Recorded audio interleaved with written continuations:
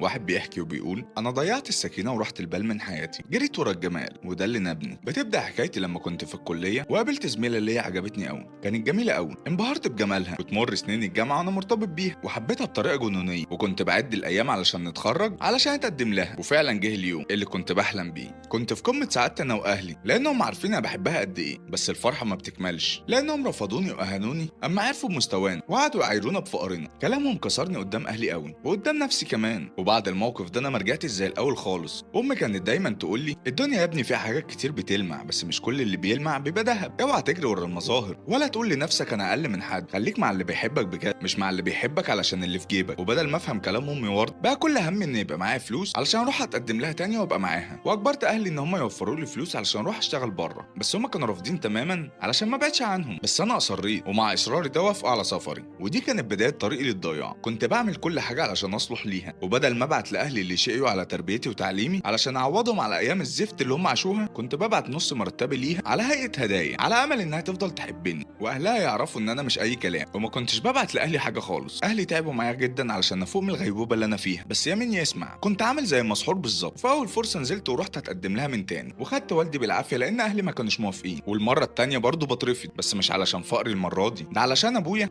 مرضيش ان البيت يتكتب باسمها. وانطردت انا ووالدي وتهنا برضه. وبدل ما اختار كرامتي وكرامه والدي، رميت كل اللوم على اهلي وبقول لهم دي فلوس انا وانا حر فيها اعمل فيها اللي انا عايزه، وايه يعني اما اكتب لها البيت باسمها. ولو كنت فكرت لحظه بس كنت لقيت ان عندهم حق، بس بقول لكم كنت مغيب، كنت مسحور. وفضلت بالوضع ده لغايه اما وافقوا اعمل اللي انا